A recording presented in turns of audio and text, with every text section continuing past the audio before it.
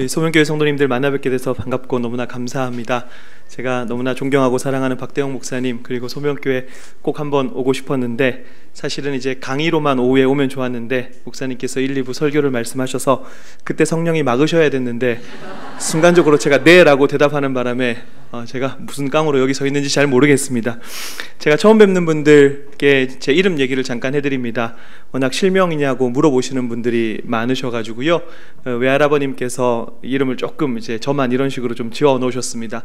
참 친구들한테 놀림당하기 너무 좋은 이름이었고 이 이름 때문에 고생 많이 하면서 살았습니다. 친구들이 믿음이 안 간다부터 시작해서 엄청 많이 놀렸습니다.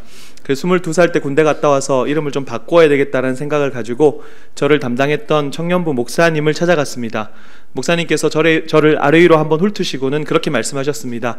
너는 이름 말고 인생을 바꿔라 라고 하셨고, 아 그렇구나, 이름이 문제인 줄 알았는데 인생의 문제였구나 라는 사실을 깨닫고 그때부터 삶을 조금 바꿔보기로 한 것 같은데 이놈의 삶이라는 것이 쉽게 잘 변하지 않는다는 것을 날마다 경험하면서 살아갑니다.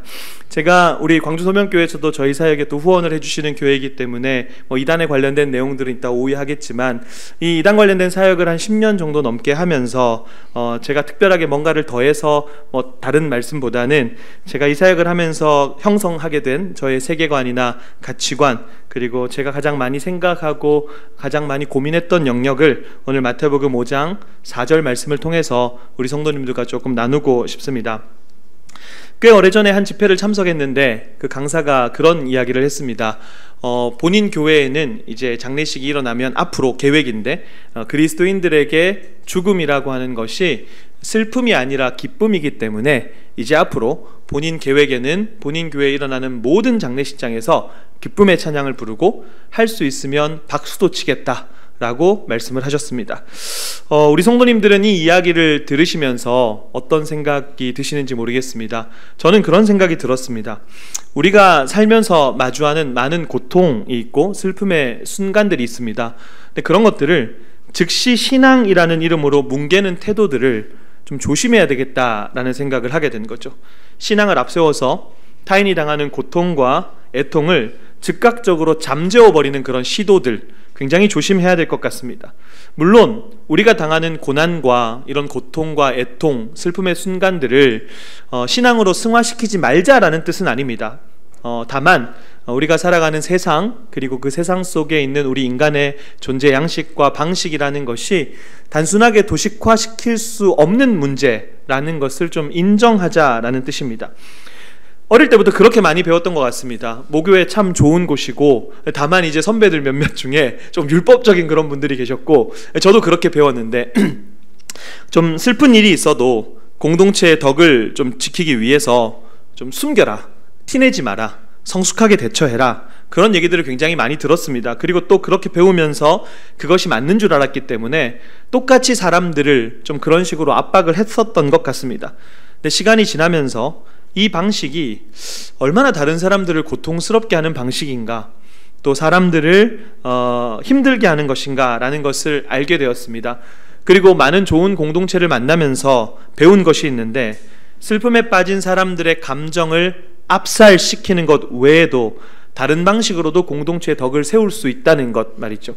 함께 슬퍼할 수 있고 함께 눈물을 흘릴 수 있고 충분히 슬퍼하라고 이야기하면서 당신의 슬픔에 우리가 공감하고 당신의 회복을 돕겠다라고 이야기하는 것 역시 훨씬 더 좋은 방식으로 공동체의 덕을 세우는 것이다 라는 것을 생각해 보게 되었습니다. 니콜라스 월터스토프라고 하는 기독교 철학자가 있습니다. 이분이 자신의 아들이 25살의 나이에 사고로 사망을 하게 됩니다. 그리고 고통 가운데 있으면서 책을 한 권 쓰게 되는데 우리말로는 나는 사랑하는 사람을 잃었습니다 라는 말로 번역이 되어 있습니다. 이 책에 보면 이런 글귀가 있습니다. 상처가 더 이상 생생하지는 않지만 사라지지도 않습니다. 마땅히 그래야 하겠지요. 내 아들이 사랑받을 만한 존재였다면 그를 위해 슬퍼하는 것 역시 마땅합니다. 그가 얼마나 사랑받는 존재였는지는 우리가 얼마나 슬퍼하느냐에 달렸습니다. 미국의 존 메가더 목사님은 슬퍼하는 것도 하나님께서 주시는 능력이라고 이야기합니다. 충분히 슬퍼하고 충분히 아파할 수 있죠. 주님은 자신이 사랑하는 백성이 당하는 고통에 공감하지 못하시는 분이 아니기 때문에 그렇습니다. 상상을 한번 해보죠. 공감 능력을 상실한 신이라고 하는 거. 이보다 끔찍한 것이 있을까 싶습니다. 제가 1부 때 원고는 없지만 갑자기 공감 능력을 상실한 신이라고 했다가 딱 떠오르는 장면이 하나 있었습니다. 물론 이게 100% 적절한 비유는 아닌데, 그리고 의도되게 연출된 장면일 수도 있겠지만, 한때 이제 야구 관련해서 좀 짤이 하나 재밌는 게 돌았습니다. 뭐냐 하면 이승엽 선수가 이제 감독이 되어서 두산 베어스 감독이 되었는데 4번 타자 김재환 선수가 이승엽 감독을 찾아오게 됩니다.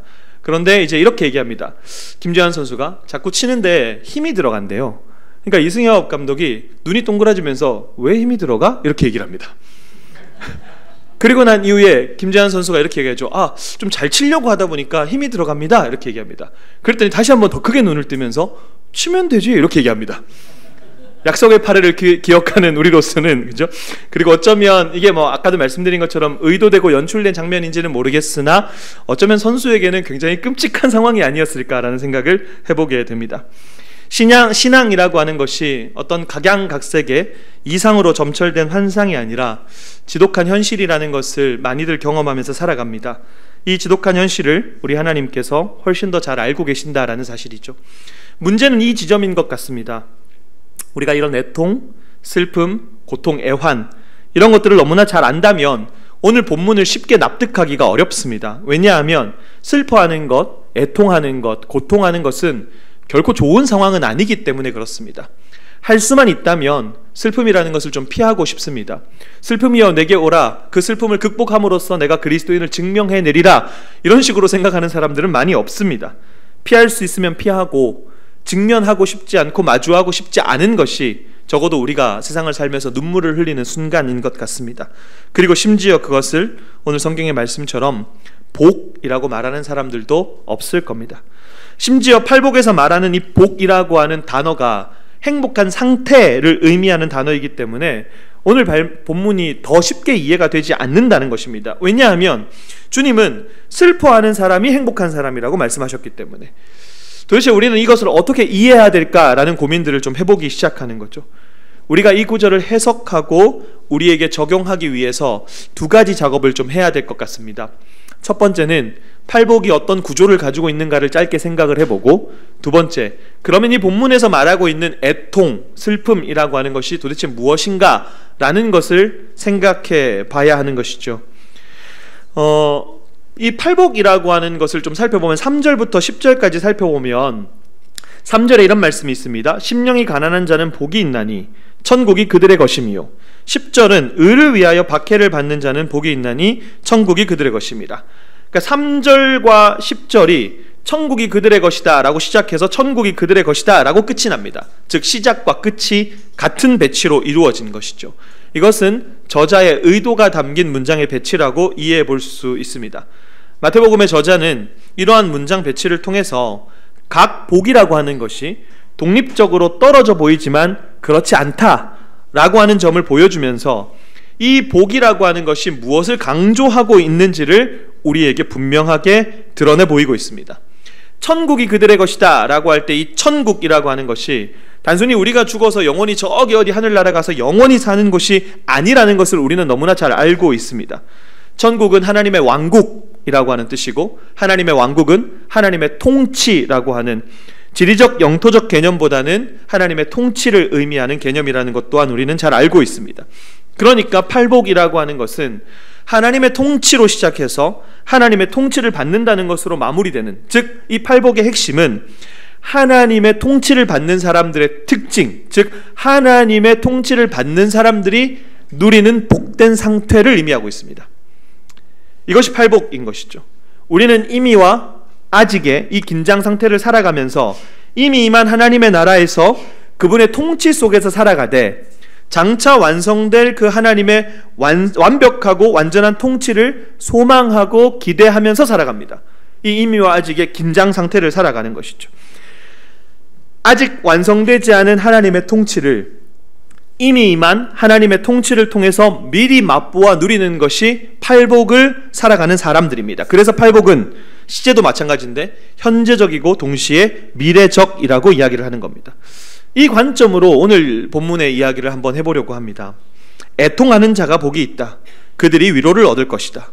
애통, 슬픔. 근데 이 애통과 슬픔은 단순한 그냥 애통, 그냥 슬픔은 아닙니다. 즉 하나님의 통치를 받는 사람들의 애통입니다. 하나님의 통치를 받는 사람들의 슬픔. 그렇다면 하나님의 통치를 받는 사람들이 세상 사람들이 일반적으로 이야기하는 그 애통과 다른 어떤 애통함을 누리는가, 어떤 슬픈 눈물을 흘리는가, 그리고 그들이 그런 애통과 슬픔의 눈물을 흘릴 때 도대체 어떤 위로를 받는 것일까 라고 하는 것을 조금 구별해서 생각해 볼 필요가 있다는 거죠. 물론 저는 이 애통이라고 하는 것에 우리가 살면서 겪는 일반적인 어려움이나 고통 이런 것들도 포함한다라고 믿습니다.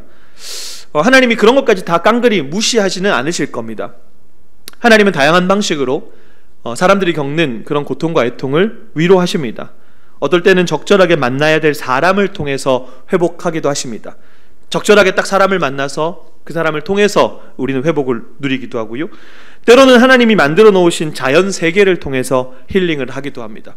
저희 아내 같은 경우가 약간 이런 케이스입니다. 저는 살면서 바다를 보고 싶다는 생각을 한 번도 해본 적이 없는데 바다를 되게 좋아하는 사람입니다. 신기하게도 스치듯 읽은 문장 하나, 책 글귀 하나가 위로가 되기도 합니다. 우리에게는 굉장히 우연처럼 보이지만, 때로는 너무나 늘 항상 거기에 있었던 자연스러운 것처럼 보이지만 결코 우연이 아닌 그분의 섭리 안에서 굉장히 신비한 방식을 사용하셔서 우리를 위로하시는 것이죠. 그런데 여기서 조금 더 나아가서 본문이 말하는 슬픔과 애통이라는 것이 삶의 애환을 조금 넘어서서 조금 더 깊은 의미를 담고 있다는 사실도 우리는 생각해야 됩니다. 저는 두 가지 관점을 말씀드리고 싶은데, 첫 번째는 하나님의 통치를 받는 이들의 슬픔은 죄에 대한 슬픔이고 죄에 대한 애통입니다. 마태복음 5장 4절의 이 애통, 이 슬픔이라고 하는 것은 이사야 61장 2절을 반영하고 있다고 학자들이 공통적으로 이야기를 합니다. 이사야 61장 2절은 이렇게 이야기합니다. 여호와의 은혜의 해와 우리 하나님의 보복의 날을 선포하여 모든 슬픈 자를 위로하되. 이사야 61장은 하나님의 구원의 소식을 전하는 장입니다. 근데 이 구원의 소식을 통해서 왜 구원 이전에, 구원은 기쁜 것인데 이 구원 이전에 어떤 상황이었기에 애통을 했는지를 좀 생각해 볼 필요가 있다라고 하는 거죠. 이들이 애통했던 이유는 하나님의 백성이라고 하는 이스라엘이 이방에 의해 멸망하고 억압을 받고 있어서 이스라엘이 초토화되고 폐허가 되었기 때문입니다.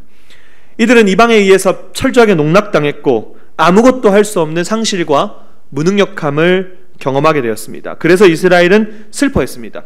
단순히 신세 한탄의 슬픔이 아니었습니다. 이스라엘이 이방의 압제를 받는 이유는 단 하나였습니다. 이스라엘의 힘이 없어서도 아니었고 그들을 지키시는 하나님의 손이 무능력한 것도 아니었습니다.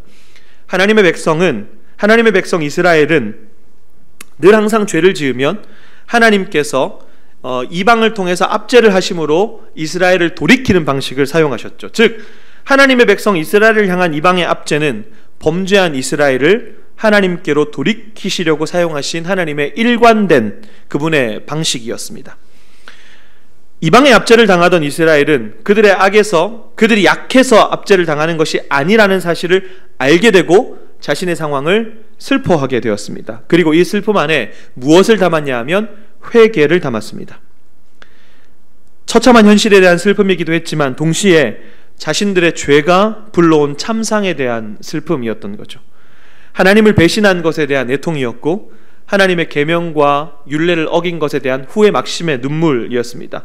그래서 슬퍼하는 자에게 복이 있다라고 이야기합니다. 왜냐하면 이스라엘이 그 슬픔 안에 회개를 담았고 그렇게 회개하고 슬퍼하는 상황이 이 모든 환경이 하나님의 의도대로 흘러가고 있다는 방증이기 때문에 그렇습니다. 돌이키시고자 하는 하나님의 마음이 전달되었다는 증거였습니다. 자신들이 지은 죄가 얼마나 하나님의 마음을 아프게 했던가라는 것을 깨달은 사건이기 때문에 이제 다시 하나님께로 돌아갈 채비를 하고 있는 슬픔이었습니다. 그렇게 자신의 죄를 깨달은 이스라엘이 다시 주님 앞에 돌아옵니다. 그랬더니 놀라운 일들이 벌어지기 시작합니다. 때로는 상황이 순식간에 역전되기도 하는 거죠. 그렇게 부르고 그렇게 주님의 이름을 불렀지만 아무런 대답이 없으신 것 같았던 그 하나님께서 강력한 힘으로 이스라엘을 억압하고 있던, 절대로 무너지지 않을 것 같았던 그 대제국을 순식간에 고꾸라뜨리십니다. 하나님은 그렇게 악을 심판하시면서 자신의 백성을 위로하셨습니다. 그렇게나 이스라엘을 괴롭히던 그 악이 무너지는 것을 보게 하시면서 그들의 고통을 보상해 주셨습니다. 또한 순식간에 전세를 역전시키시는 것을 통해서 자신이 여전히 건재하다는 것을 입증하셨습니다. 여전히 믿을 만한 존재라고 말씀하셨습니다. 그리고 여전히 경배할 대상이라고 이스라엘을 위로하셨습니다. 그리스도인들의 마땅한 삶의 태도는 죄에 대한 슬픔과 애통입니다. 그런데 우리 인간이 죄에 대한 슬픔과 애통을 잘 하지 못합니다. 왜냐하면 우리 인간에게는 죄를 다루는 데 있어서 굉장히 특별한 재주가 있기 때문에 그렇습니다. 우리 인간이 가장 잘하는 게 자기 합리화라면 가장 못하는 것이 자기 객관화인 것 같습니다.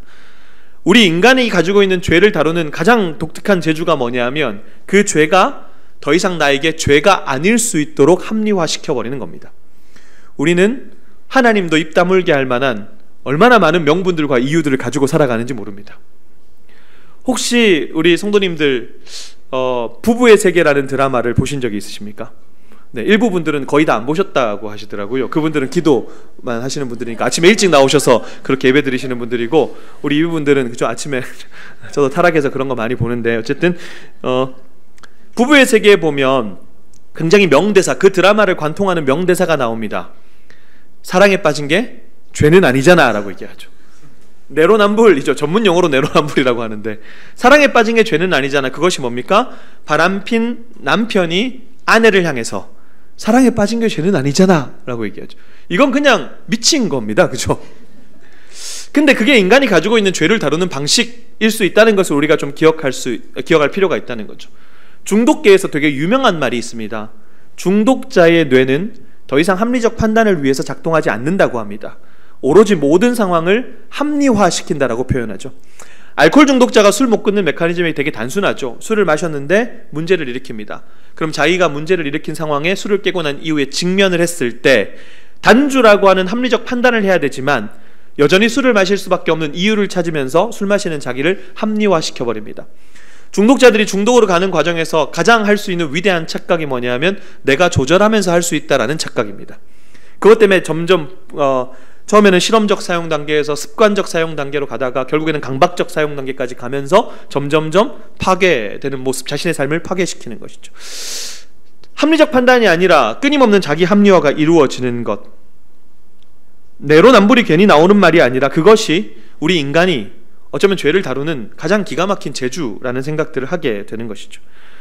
하나님 앞에서 죄를 두고 좀 슬퍼할 줄 알아야 되는데, 그리고 하나님께 죄송하고 민망하고 그래야 되는데, 때로는 그 죄를 이겨내지 못한 내 연약함을 슬퍼하고 계속해서 성령의 도우심을 구하고 그렇게 나아갈 때, 그러면 우리를 회복해 하시는 하나님의 위로를 경험할 수 있게 될 겁니다.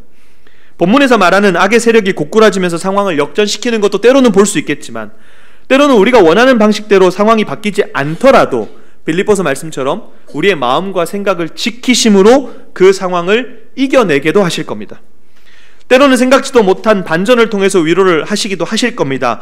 전혀 뜻밖의 일을 만날 수도 있을 겁니다. 그런데 전혀 뜻밖의 일을 만나더라도 그것이 하나님의 선하신 뜻이요 인도하심이라는 것을 인정하게 되면서 위로를 받기도 합니다. 이것이 하나님과의 관계가 더 깊어지면서 우리가 경험하는 하나님의 다양한 일하심의 방식이라는 것을 우리는 알게 되는 것이죠. 죄에 대한 애통, 슬픔, 이것이 하나님의 백성으로서 흘리는 세상과는 차별된 눈물입니다. 이것이 팔복을 누리는 이들이 흘리는 눈물이요, 애통의 첫 번째 의미가 될 수 있겠습니다. 그런데 저는 오늘 이 첫 번째 의미보다 두 번째 의미에 조금 더 비중을 둬서 말씀을 좀 드리고 싶습니다. 우리는 여기 한 가지 개념을 더 생각해 볼 수 있는데, 나의 죄를 바라보던 시선이, 나를 끊임없이 객관화하기 위해서 노력하면서 나의 죄를 바라보던 시선이 이제는 조금 더 넓어져서 이 세상을 향해 넓어지면서 우리는 또 다른 애통을 경험하게 됩니다. 사실 죄로 인해 슬퍼하던, 특별히 나의 죄를 보던 눈이 이제 들리어서 이제는 내가 속한 세상을 바라보게 되는 것이죠. 그리고 1부에도 2부에도 기도해 주신 것처럼 황폐해지고 참혹해진 이 땅을 바라보면서 우리는 슬퍼합니다. 그래서 그리스도인들, 특별히 팔복을 누리고 사는 사람들의 슬픔은 이 땅에 불의함과 참상을 품은 애통이요 슬픔입니다. 이 땅에 불의함과 참상을 품고 흘리는 눈물인 것이죠. 우리 성도님들 가끔 그런 말씀 쓰시는지 모르겠습니다. 말세다라는 표현을 많이 사용하죠. 극악무도한 어떤 그런 상황들을 우리가 급증하는 모습들을 보면서 말세다라고 하지만, 사실상 우리가 이 말세다라는 표현이 주님의 초림과 재림, 그러니까 초대교회 성도들도 말세를 살아가고 오늘 우리도 말세를 살아간다는 개념을 아시고 계실 겁니다. 단순히 예수님 재림하시기 전에 직전에 몇 년만을 말세라고 이야기하는 것이 아니죠. 많은 종말에 대한 견해 중에서 이러한 사상이 유행했던 적이 있습니다. 뭐냐 하면 시대가 지날수록 복음이 전 세계에 충만하게 전파가 되고 그리스도인들이 많아지고 진실한 그리스도인들이 계속해서 늘어나니까 부흥할 것이다. 그래서 악이라고 하는 것이 존재는 하지만 현저하게 제어가 되고 화평과 평화의 나라가 건설이 되고 그런 평화의 나라와 상태가 일정 기간 동안 유지되다가 예수님께서 재림하실 것이다 라는 주장이 유행을 했던 적이 있습니다. 요한계시록 20장의 몇 구절을 해석하는 가운데서 나온 하나의 가설이고 학설이었죠. 전 세계가 복음으로 충만해지고 이 땅 가운데 그리스도의 계절이 온다고 믿는 것입니다. 물론 우리가 이런 것들을 꿈꾸고 계속해서 복음을 전하고 생명을 살려나가야 되는 것은 맞지만 이 땅에서의 어떤 복음의 편만함으로 인해서 어느 정도 안정기가 접어들고 최종적인 상태로 나아가는 소망을 아무리 둘러봐도 그런 소망을 품기는 굉장히 어렵습니다. 기대하기도 어렵죠. 그리고 이러한 학설들이 힘을 잃게 되는 결정적 사건들이 발생하는데 대표적인 세계대전입니다. 제1차 세계대전과 2차 세계대전을 겪으면서 참혹한 상황을 우리는 목도하게 됩니다. 제가 통계를 찾아보니까요, 1차 세계대전 같은 경우는 사망, 부상, 실종자 합친 총 사상자가 약 3,880만 명 정도 된다고 합니다. 2차 세계대전은 사망자만 4,720만 명 정도 된다고 합니다. 최악의 전쟁을 겪고 더 이상 유토피아적 종말을 이야기하기가 어려웠던 거죠. 이후에도 크고 작은 전쟁들, 참상들이 도처에서 지속됩니다. 우크라이나, 러시아 여전히 저 상황이고 이스라엘 공도 마찬가지입니다. 기후위기다, 여러 가지 어려움들을 우리가 경험합니다. 우리 주변을 살피고 이 나라와 세계가 돌아가는 것을 보고 있노라면 사실상 어떤 유토피아적 종말을 기대하는 건 뭔가 근거 없는 희망회로를 돌리는 것과 같아 보이는 것이죠. 시대의 지성이라는 사람들의 예측도 불확실합니다. 그러다 보니까 많은 사람들이 불확실한 미래를 소망하기보다 그냥 현재의 행복에 더 많은 투자를 하겠다. 이게 소위 말하는 욜로족들이 등장하게 되는 거죠. 뉴스에서는 연일 경제위기, 금융위기, 고금리 시대, 영끌, 비투 이런 기사들이 계속해서 나옵니다. 근데 현실은 또 반대의 삶을 살아가는 사람들이 되게 많습니다. 우리나라 사람들 여전히 돈이 이렇게 많나 싶은 어떤 모습들을 많이 보게 되는 거죠. 서울의 롯데타워 가면은 1층인가 2층에 그 고든 램지 1966 버거라고 있습니다. 갑자기 왜 햄버거 얘기하냐 그러는데 여러분 그거 햄버거 한 세트 먹고 인스타에 사진 올리겠다고, 인스타그램 잘 아시죠? SNS 사진 찍었는데 얘가 옌지 구별이 잘 안 되는 그런 거 있잖아요. 그 사진 한번 올리겠다고 거기 줄 서서 먹습니다. 근데 햄버거 한 세트가 얼마인지 아십니까? 햄버거 한 세트가 14만 원입니다. 그렇죠? 뒤에 분들은 잘 안 놀라시니까 돈이 많으신 분들은 서울 오시면 저 한 세트 사주세요. 네. 참 그렇죠.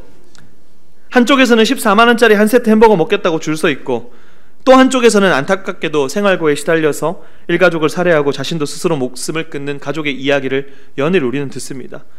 작년 12월 같은 경우는 40대 가장이 일가족을 살해한 이후에 스스로 목숨을 끊었습니다. 찾아보니까 10월에는 부산과 울산, 그전 9월에는 전남과 인천과 대전과 서울에서 우리가 잘 몰랐던 한 가정이 그렇게 파괴되는 것들을 굉장히 많이 보게 됩니다. 우리 성도님들에게 가정이라고 하는 것의 정의가 개개인마다 다르실 수 있는데 어떻게 정의를 내리시고 계신지는 모르겠습니다. 저에게 가정은 제가 어떠한 모습으로 있어도 아무런 위협감을 느끼지 않는 곳입니다. 비록 아이들이 저를 갈구고 아내가 저를 혼내고 억눌린 자, 갇힌 자, 자유함이 없는 자처럼 살아가지만 그럼에도 불구하고 저에게 가정은 제가 어떤 모습으로 있어도 아무런 위협감을 느끼지 않는 곳입니다. 근데 오늘날은 그렇지 않죠. 부부가 서로에게 위협이 됩니다. 아내가 남편에게, 남편이 아내에게, 자식이 부모에게, 부모가 자식에게 서로서로 굉장히 위협적인 존재가 되어버렸습니다. 가장이 일가족을 살해한 이후에 스스로 목숨을 끊은 이유는 모두 생활고의 문제였다고 합니다. 사람의 목숨을 빼앗은 것을 정당화할 수는 없겠지만 왜 우리 사회가 이렇게 되었는지, 우리가 사는 세상이 왜 이렇게 지옥 같은지가 좀 아플 뿐인 것이죠. 사람들은 헬조선이라고 많이 이야기하는데 외국 나가도 상황이 그리 다르지 않다는 것을 우리는 잘 알고 있습니다. 곳곳에서 들려오는 사람들의 한탄, 전쟁의 공포, 난민의 고통, 기후위기로 인한 창조세계의 신음, 황폐합니다. 그래서 우리는 생각하죠. 도대체 무엇이 우리의 위로가 되어줄 수 있을 것인가? 복음은 좋은 소식이라고 분명히 배웠고 그렇게 믿고 있는데 전혀 좋은 소식으로서의 힘을 발휘할 것 같지 않은 그 세상의 한 중심에서 우리는 살아가고 있습니다. 우리가 절망으로 가득한 세상에서 우리가 전해야 될, 내가 믿고 있는 이 좋은 소식과 기쁨의 소식, 복음이라는 것이 도대체 무엇일까? 이 세상에 전해야 되는 좋은 소식을 성경은 뭐라고 이야기하고 있는가? 이 지점에서 우리가 조금 생각해 볼 것이 있을 것 같습니다. 하나님의 백성은 하나님의 통치를 받는 사람들이잖아요. 그러면 하나님의 나라, 하나님의 통치를 조금 추상적인 개념으로 생각하는 것이 아니라 하나님의 통치가 어떤 특징을 가지고 있는지를 한번 생각해 볼 필요가 있다는 거죠. 그리고 그 통치를 받는 사람들이 하나님의 통치가 어떤 특징을 가지고 있으니 그 특징을 누리면서 살아가는 사람들의 삶의 양식과 발현되는 모습이 분명히 또 다른 특징들을 가지고 있을 것이라는 말이죠. 하나님의 나라, 그분의 통치의 가장 큰 특징은 정의와 평화입니다. 정의와 평화. 그분의 나라는 정의의 나라이고 평화의 나라입니다. 이렇게 말씀드리는 근거를 좀 말씀을 드리고 싶은데요. 요한계시록 21장 1절과 4절에는 이런 말씀이 있습니다. 또 내가 새 하늘과 새 땅을 보니 처음 하늘과 처음 땅이 없어졌고 바다도 다시 있지 않더라. 모든 눈물을 그 눈에서 닦아주시니 다시는 사망이 없고 애통하는 것이나 곡하는 것이나 아픈 것이 다시 있지 아니하리니 처음 것들이 다 지나갔음이러라. 예수님이 재림하실 때 믿는 사람들이 최종적으로 거할 장소가 만들어지는데 이 장소의 이름을 이사야나 베드로후서나 요한계시록에서는 새 하늘과 새 땅이라고 이야기합니다. 우리가 최종적으로 거할 그 땅은 죽음도 없고 슬픔도 없고 울부짖음도 고통도 없는 그곳이라고 이야기합니다. 왜 그럴까? 물론 우리의 이성의 한계로 인간의 생각으로 그걸 규정할 수는 없겠지만 적어도 성경이 그 땅에 대해서 뭐라고 말하고 있는지 힌트를 우리가 좀 생각해 볼 필요가 있는데 제가 정말 좋아하는 구절입니다. 베드로후서 3장 13절입니다. 우리는 그의 약속대로 의가 있는 곳인 새 하늘과 새 땅을 바라보도다. 세번역 성경 이 버전을 저도 되게 좋아하는데요. 이렇게 되어 있습니다. 그러나 우리는 주님의 약속을 따라 정의가 깃들여 있는 새 하늘과 새 땅을 기다리고 있습니다. 이 한 구절만으로도 좀 가슴 뛰지 않으십니까? 그 땅이 하나님의 정의가 깃들여 있다라고 이야기를 합니다. 하나님의 정의가 있고 하나님의 정의가 실현되는 곳입니다. 하나님의 완전한 통치가 정의를 불러오는 것이죠. 하나님의 통치와 그분의 정의가 완벽하게 실현되는 나라, 하나님과 인간, 인간과 인간, 또 인간과 또 다른 피조세계의 관계가 완전히 새롭게 조화를 이루는 나라, 난장판이 된 이 세상을 다시 한번 그분이 보시기에 심히 좋은 세상으로 재창조되는 것, 이것이 복음인 것이죠. 그러나 아직은 이 완전한 정의가 이 땅 가운데 임하지 않았잖아요. 하나님의 나라는 주님의 재림으로 완성되는데 이미 임했지만 아직 완성되지 않은 그 긴장 상태를 우리가 살아가는데, 그래서 우리는 이미 임한 하나님의 나라, 특별히 그것이 임했다라고 하는 증거인 교회, 이 교회를 통해서 우리는 그 나라를 미리 맛보는 것입니다. 물론 교회는 하나님의 나라는 아닙니다. 하나님의 나라가 조금 더 넓은 개념이겠죠. 하지만 교회는 하나님의 나라가 이 땅 가운데 임했다는 것을 보여주는 표지입니다. 그래서 여기서 우리는 교회의 정체성을 한번 생각해 볼 수 있는 것이죠. 비록 불완전하지만, 이 땅의 교회가 완전할 수 없잖아요. 비록 불완전하지만 장차 있을 하나님의 완전한 통치를 조금이나마 미리 맛보도록 살아내는 것. 그래서 교회는 하나님의 정의와 공의, 그분의 자비와 사랑을 드러냄으로써 정체성을 공고하게 하는 것입니다. 건물을 크게 지어서도 아니고 성도들의 숫자가 늘어서도 아니고 그분의 정의와 공의가 실현되고 그분의 자비와 사랑이 드러나는 그곳이 교회인 것이죠. 그렇게 교회는 하나님의 정의와 평화의 복음을 살아냅니다. 실제로 제가 경험한 사례고 다 확인한 사례들인데, 외국인 노동자들의 임금은 체불하는 것을, 외국인 노동자들의 임금을 체불해요. 그런 것들을 뻔히 알면서도 그 돈으로, 외국인 노동자들의 임금을 체불한 그 돈으로 교회에 헌금을 많이 합니다. 그러니까 사람들이 주변에서 모른 척 눈 감아줍니다. 교회도 어물쩍 그냥 넘어갑니다. 심지어 직분을 줍니다. 정말 많은 목회자들이 성범죄를 저지르는 안타까운 현상 속에서 피해자가 고통스럽게 자신의 피해를 호소하면서 도움을 요청할 때 당회와 노회와 총회가 짝짝꿍이 되어서 가해자인 목사를 두둔하고 피해자를 외면해버립니다. 심지어 그런 피해자들을 대리해주고 도와주고 그들의 회복을 도우면 딱 프레임 씌웁니다. 종북 세력이라고요. 북한의 사주를 받아서 교회를 무너뜨리는 세력이라고 이야기합니다. 갑자기 웬 생뚱맞은 이야기냐라고 하실 수 있지만 실제로 그렇게 프레임이 형성되고 사람들은 그것을 믿습니다. 세상이 정의롭지 못하니까 그분의 정의로움을 닮아가기 위해 신음하고 괴로워하고 어떻게 해서든지 한번 역행해보는 삶을 살아가고자 애쓰는 것, 이것이 신앙이 아닐까. 저에게 지금까지 신앙이라고 하는 것은 근사하거나 세련되거나 고상한 것은 아니었습니다. 저는 오후에도 조금 자세히 말씀드리겠지만 사이비 종교 탈퇴자들을 참 많이 만납니다. 저희 기관에 오시는 분들이 거의 대부분 10년에서 15년 이상입니다. 한 친구를 만났는데 나이가 30살인데 사이비 종교에 몇 년 있었니? 라고 물어보니까 30년 있었다라고 이야기를 합니다. 거기서 태어나서 일평생 사이비 종교 30년 동안 살고 나와서 자신의 인생을 저주합니다. 하필이면 왜 사이비 종교 모태신앙이냐고. 그 안에서 교주에게 성폭행을 당하고 심지어 그것을 부모에게 이야기했더니 부모는 네가 감당해야 될 시험이라 그러고, 그것이 자기가 피해라는 사실을 깨닫고 연을 끊고 나오려는 시도를 할 때 그런 친구들에게 굉장히 세련되고 고상하게 복음을 이야기할 수 있는 능력이 저한테는 없었습니다. 아름다움을 막 이야기하기보다 오히려 피 묻은 실제처럼 저에게 다가왔던 것이죠. 이 땅에 불의로 물들고 하나님의 말씀을 저버리고 사람의 생명을 아무렇지도 않게 여기고 피조세계의 고통을 나몰라라 하는 이 황폐함의 중심에서 그저 나는 구원받았으니까 다른 사람이야 어떻게 되든 간에 내가 구원받았고 내가 예수를 알았으니까 라고 말하는 것이 아니라 조금 더 같이 연대하고 조금 더 돌아보고 애통하고 고통스러워하고 함께 눈물을 흘릴 수 있는 것, 이것이 하나님의 통치를 받는 이들이 흘리는 눈물이고 오늘 팔복에서 말하는 애통입니다. 이 애통과 슬픔이 우리로 하여금 우리가 그리스도인이라고 하는 것을 증명합니다. 또한 우리 앞에 펼쳐진 황폐함을 보고 울되 그 황폐함을 새롭게 하실 주님의 약속을 기다림으로써 우리가 그리스도인이라는 사실이 다시 한번 입증이 됩니다.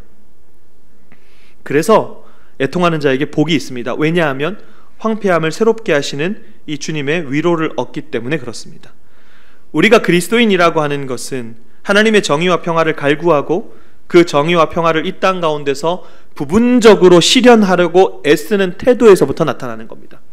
제가 정말 좋아하는 찬송가가 있습니다. 안 좋아하는 찬송가도 있습니다.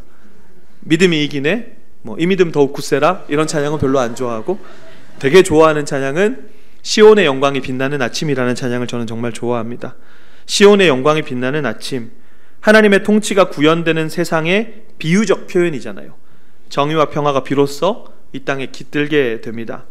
그때 어둡던 이 땅이 밝아오고 매였던 종들이 돌아오고 광야에 화초가 피고 말랐던 시냇물이 흘러옵니다.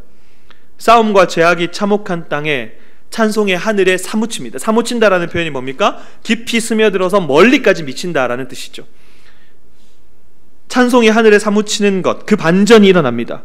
그래서 오래전 선지자 꿈꾸던 복, 하나님의 정의와 평화를 통해서 일어나는 그 회복, 그 복, 그것을 오늘 우리가 이 땅을 살면서 참혹한 땅을 보고 슬퍼하고 애통하고, 그렇게 슬퍼하고 애통하는 가운데 그 고대하던 그 꿈꾸던 그 회복의 꿈, 갇힌 자가 자유하게 되고 억눌린 자가 해방하게 되는 그 복음, 그것을 현재 하나님 나라가 이 땅 가운데 임했다는 표지인 교회를 통해서 미리 맛보고, 그리고 장차 완성될 완벽한 통치가 이루어지는 그 나라에서 만민이 다 같이 누리게 되는 것이죠.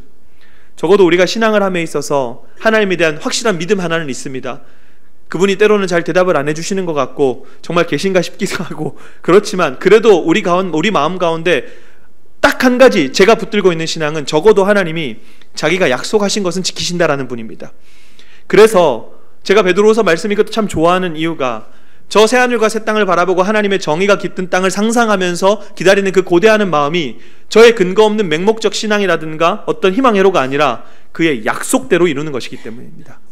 그분의 약속대로 정의가 깃들여 있는 새하늘과 새 땅, 그것이 도래한다라고 하는 것, 하나님이 약속하셨다라는 겁니다.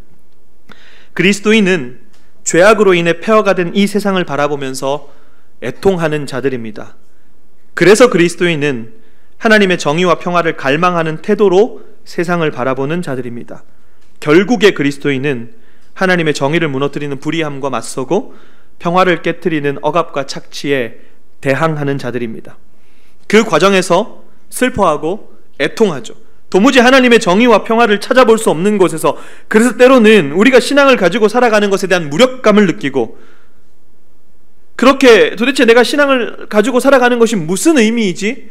싶은 생각이 들 때, 그럼에도 하나님의 이름을 놓칠 수가 없어서 그분의 이름을 부르고 애통하고 울 때 우리를 위로해 주시고 그 최종적 위로를 기대하는 소망을 우리에게 허락해 주십니다. 사실 가만히 돌아보면 상황을 급반전시켜서 위로하시는 경우들은 잘 없었던 것 같습니다. 그런데 그 과정 속에서 결국에는 하나님의 이름 부르게 하시는 방법으로 위로를 주실 때가 훨씬 더 많고, 그래서 그 땅을 소망하게 하는 그 소망의 믿음으로 우리를 위로하실 때가 훨씬 많다는 것을 경험하죠. 불의의 한 중심에서 정의를 꿈꿀 수 있는 이유, 황폐함 속에서 소망의 노래를 부를 수 있는 이유, 오늘 말씀처럼 애통하면 위로를 얻을 수 있는 이유는 그분이 우리에게 약속하신 그분의 정의가 깃든 나라를 기대하고 소망하기 때문에 그렇습니다. 그래서 다시 한번 베드로후서 3장 13절을 보시면요, 그러나 우리는 주님의 약속을 따라 정의가 깃들여 있는 새하늘과 새 땅을 기다리고 있습니다.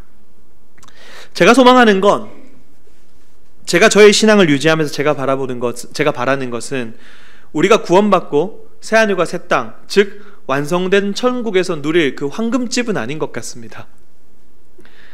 그런 간증, 제가 실제로 들은 간증인데요, 뭐 그런 분들 많잖아요. 본인이 막 천국도 갔다 오시고 지옥도 갔다 오시고 막 이런 분들 되게 많잖아요. 제가 이제 직접 실제로 들었던 간증인데, 어떤 분이 자기가 천국에 가서 이제 봤는데 웬 황금집이 하나 막 올라가고 있더래요. 이제 저게 완성이 되면 이제 저 집 주인이 온다는 겁니다. 그게 누굽니까? 라고 물어봤더니 조땡땡 목사님이래요. 저는 아닙니다. 저는 아니고요. 땡땡 목사님이래요. 그래서 아우 그러냐고, 저분이 역시 교회에서 막. 근데 갑자기 눈을 딱 들었는데 저 뒤에 보니까 더 큰 황금집이 막 몇 배로 올라가고 있대요.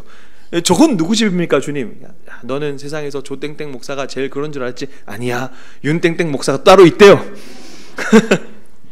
실제로 너무 진지하게 이야기하시는데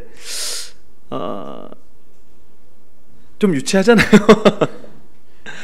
우리를 사로잡고 있는 그 물질적인 세계관, 그것이 욕망이 되니까 자꾸 하나님 이름 걸치고, 그렇게 해서 하나님의 정의가 깃든 그것을 황금집 정도로 설명을 합니다. 우린 이것을 좀 싸구려로 여길 줄 알아야 될 것 같습니다. 이 땅에서의 불완전함을 끝내고 완전함이 도래하는 이유는 딱 하나죠. 하나님의 완전하고 완벽한 통치가 이루어지기 때문에 그런 것입니다. 복음은 그렇게 새로운 질서가 부여된 재창조된 세상을 우리에게 제시합니다. 혼돈이었는데 거기에 질서를 부여하시는 것이 하나님의 창조 행위였다면, 죄 때문에 다시 혼돈이 임한 깨어진 세상에 다시 한번 그분의 질서를 부여하시는 재창조의 역사가 그분의 손에 의해서 진행될 겁니다. 복음은 이 난잡한 세상이 하나님의 질서로 재창조된다는 소식입니다. 그래서 좋은 소식입니다. 황폐해 있고 난잡해 있고 도무지 회복이 되지 않을 것 같았던 이 세상이 하나님의 질서가 부여되면서 새롭게 재창조되는 것. 일제시대 때 교회를 향해서 자행되었던 그 구약 말살 정책의 잔재가 여전히 우리 신앙의 깊은 곳에 남아있어서, 그냥 그저 나쁘다는 건 아니지만 그저 내 개인 하나, 내가 구원받고 저 하늘 가서 어디 가서 영원히 살고, 이렇게 축소시키는 잘못을 우리는 범하지 말아야 될 것 같습니다. 이사야 11장 6절에서 9절에 보면 메시아가 다스리는 나라의 특징을 보여줍니다. 제가 읽겠습니다. 그때에 이리가 어린 양과 함께 살며 표범이 어린 염소와 함께 누우며 송아지와 어린 사자와 살찐 짐승이 함께 있어 어린 아이에게 끌리며 암소와 곰이 함께 먹으며 그것들의 새끼가 함께 엎드려지며 사자가 소처럼 풀을 먹을 것이며 젖먹는 아이가 독사의 구멍에서 장난하며 젖된 어린아이가 독사의 굴에 손을 넣을 것이라. 내 거룩한 산 모든 곳에서 해됨도 없고 상함도 없을 것이니 이는 물이 바다를 덮음같이 여호와를 아는 지식이 세상에 충만할 것임이니라. 물이 바다를 덮음같이 여호와를 아는 지식이 세상에 충만할 것. 메시아 왕국, 메시아 나라의 특징입니다.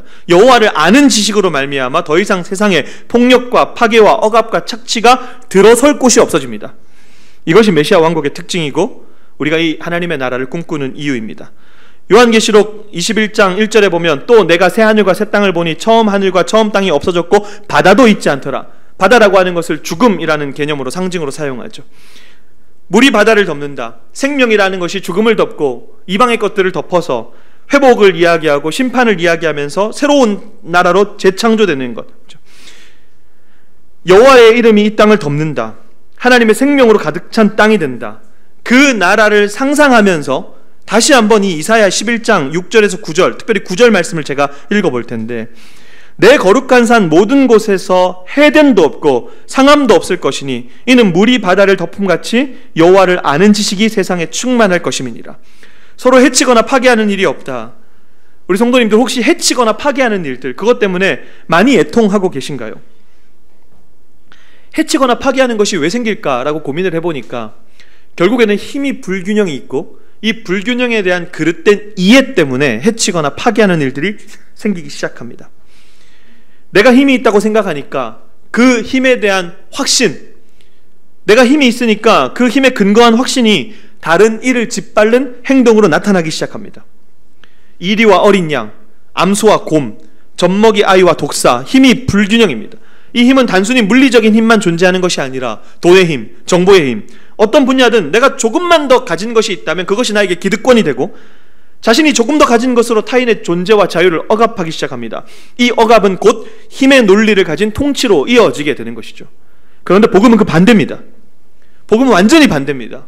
세상의 논리와 완전히 반대, 억압의 소식이 아닌 해방의 소식입니다.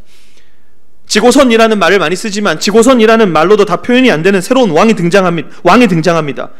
그 왕의 등장으로 더 이상 힘의 논리가 통하지 않는 세상이 온다는 그 해방의 메시지, 그것이 우리가 믿고 따르는 복음입니다. 물론 표범과 새끼 염소, 이 둘의 힘이 같아지진 않겠죠. 수치화했을 때 표범이 100이라면 뭐 새끼 염소는 한 10 정도 되겠습니까?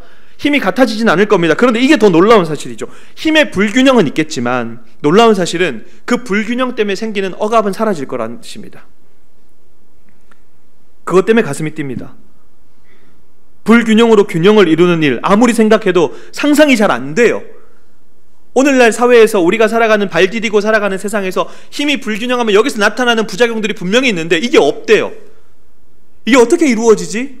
아무리 상상해도 어떤 모습일지 잘 상상이 되지 않지만, 근데 그런 아이러니함이 이 세상에서 도저히 구현되지 않는, 그래서 아이러니하고 표현되는 것이 정상적이 되고 지극히 정상적이고 자연스러운 형태로 도래하게 될 것입니다. 우리는 그것을 소망합니다. 그래서 착취당하고 유린당하는 이들에게 억압의 종식을 고하게 될 것입니다. 좋은 소식이죠? 복음입니다. 힘의 논리가 더 이상 작동되지 않는 나라, 돈이 우상이 되지 않는 나라, 파괴와 억압과 착취가 사라진 나라, 그 나라를 소망하고 조금이나마 그 나라를 꿈꾸며 이 땅 가운데 그 나라를 맛볼 수 있게 사는 것, 그리고 그것이 이 땅에서 완전하게 이루어지지 않기 때문에 여전히 그것을 소망하면서 황폐한 이 땅을 보면서 울 수 있는 것, 이것이 그리스도인의 세계관이요 가치관이라고 말씀을 드리는 겁니다. 로스너라는 학자가 있는데 그 학자가 우리에게 이렇게 얘기하죠. 성경은 정의의 하나님을 계시하며 그 하나님은 그분의 피조물에게서 정의를 요구하신다. 또한 성경은 불의에 맞선 인간의 부르짖음을 최대한으로 표현하며 하나님이 온 땅에 정의를 회복하기로 결심하셨다고 선포한다. 그래서 이 땅에서 예수님을 구주로 고백하고 복음을 받아들이는 순간 우리의 관심은 하나님의 정의가 되는 것입니다. 사실 그렇게 살다 보면 한계를 많이 만나게 될 겁니다. 그렇죠. 실제로 그렇습니다. 당연합니다. 그런데 때로는 그 한계가 주님을 의지하게 만들고 팔복 다른 복에서 말하는 것처럼 심령이 가난해지는 거죠. 그렇게 주님을 의지하는 마음이 생기면 주님께 길들여지는 것이죠. 그게 온유한 자입니다. 그렇게 주님께 길들여진 자가 되어서 하나님의 나라를 소망합니다.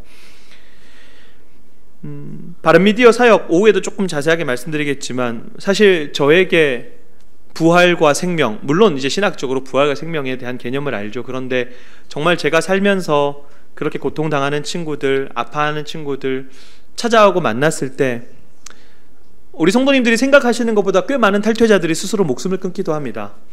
왜냐하면 너무 오랫동안 사이비 종교 안에 있다가 억압당하고 착취당하고 나와서 보니까 할 수 있는 게 아무것도 없고 학업을 포기하고 그 안에서 열심히 활동했던 것 때문에 수치스럽고 죄책감에 쌓이게 되고 그런 복합적인 어려움을 겪다가 스스로 목숨을 끊고, 그런 친구들을 만나서 회복하는 과정 속에서 제가 할 수 있는 일이 별로 없습니다. 그냥 같이 공감해주고 필요한 것들 좀 지원해주고, 그런 굉장히 어떻게 보면 이 사역을 하면 할수록 전문성이 세워지는, 저는 전문가라는 말을 별로 좋아하진 않는데 전문성이 만들어지는 게 아니라 더 많은 한계를 만나게 되고 더 많은 할 수 없는 일들을 많이 만나게 됩니다. 그래서 하나님께 맡긴다라는 표현이 예전에는 그냥 정신승리 같아서 별로 안 좋아했는데 이제 와서 보니까 그거 외에는 대안이 없다는 것을 경험하는데, 그래서 하나님 저 영혼을 주님께 맡깁니다 라는 말밖에 나오지 않는 상황들을 경험하면서 이 슬픔과 애통을 하나님께서 어떻게 위로하시냐 하면, 때로는 상황을 반전시켜주는 경험도 있겠지만 그럼에도 불구하고 그렇게 살라는 용기를 주시는 위로로 나타납니다. 여전히 그 삶을 살아내려는 용기가 참 힘들고 어렵지만 그 삶을 살아내려는 용기가 필요한데, 그 용기가 어디서부터 나오냐 하면 슬픔과 애통으로부터 발현됩니다. 이게 진짜 아이러니예요. 그게 제가 경험한 주님의 일하시는 방식이었습니다. 리차드 로어라는 신부가 이렇게 이야기합니다. 예수님은 세상의 고통에 연대하고 거기에서 억지로 벗어나려 하지 않느라 눈물을 흘리는 사람들을 칭송하십니다. 우리가 예수님께서 칭송하시는 삶을 좀 살았으면 좋겠습니다. 그냥 옆 사람 이야기지 라고 내던져 버리는 것이 아니라 할 수 있는 대로 같이 연대해보고 억지로 외면하기보다는 조금 더 들여다보고 살펴보고, 뭔가 갑작스럽게 무언가를 막 하자, 무브먼트를 일으키자, 운동을 하자, 그런 뜻이 아닙니다. 그저 한 번 더 들여다보고 한 번 더 공감해보고 한 번 더 눈길을 주는 것, 거기서부터 시작하는 것 같습니다. 말씀을 마무리하려고 합니다. 고통을 끌어안는 것이 그리스도인이라고 사역을 통해서 배웠습니다. 우리가 추구하는 정의와 평화는 고통을 외면하는 것이 아니라 그 고통을 끌어안고 흘리는 눈물과 애통으로부터 시작된다는 것도 배웠습니다. 그래서 충분히 애통할 수 있고 충분히 슬퍼할 수 있습니다. 고통이 찾아올 때 슬퍼하고 내 죄의 문제를 놓고 아파하고 죄악으로 인해 참혹해진 세상을 바라보면서 우리는 울어야 될 줄로 믿습니다. 그 세상에서 억압받는 내 이웃의 고통을 끌어안고 함께 애통하는 것, 그래야 여전히 우리를 감싸고 계시는 하나님의 위로를 우리는 경험하게 될 줄로 믿습니다. 또한 하나님의 정의와 평화를 갈급해하면서 그것이 주님의 약속대로 결국에는 실현될 것이라는 소망도 우리가 품을 수 있습니다. 메마른 눈으로 하나님을 보지 못합니다. 눈물은 하나님의 은혜와 사랑을 경험할 수 있는, 여전히 하나님을 소망할 수 있는 통로라는 사실을 기억할 수 있는 저와 여러분 되기를 간절히 소원합니다. 그래서 이 역설을 여전히 고통과 좌절의 세상에서 힘겨워하는 이들에게 전해야 되는 그런 삶을 살아내는 저와 여러분 되기를 소망하면서 마지막으로 이 구절 우리 함께 읽고 마치도록 하겠습니다. 같이 읽겠습니다. 시작. 애통하는 자는 복이 있나니 그들이 위로를 받을 것임이요. 아멘. 기도하겠습니다. 하나님, 우리가 애통하기를 원합니다. 내 죄 때문에 슬퍼하고 하나님 앞에서 좀 민망해하고 어떻게 하면 하나님 앞에서 온전한 모습으로 길들여지며 세워질 수 있을까 조금 울 수 있기를 원합니다. 그리고 그 눈이 들리어서 우리 주변을 바라보고 살필 수 있기를 원합니다. 그렇게 살기가 참 힘들어서 주님의 은혜를 구하고 또 용기를 구합니다. 주님, 그렇게 살고 싶지만 살지 못하는 우리를 불쌍히 여겨주시고 우리 눈 가운데 눈물이 메마르지 않도록 늘 항상 우리 가운데 상한 심령을 허락하여 주시옵소서. 그렇게 아버지 마음 품고 하나님께서 약속하신 그 땅 소망하면서 울면서 위로받는 우리의 인생 될 수 있도록 주님 함께하여 주시옵소서. 감사드리며 예수님의 이름으로 기도합나이다. 아멘.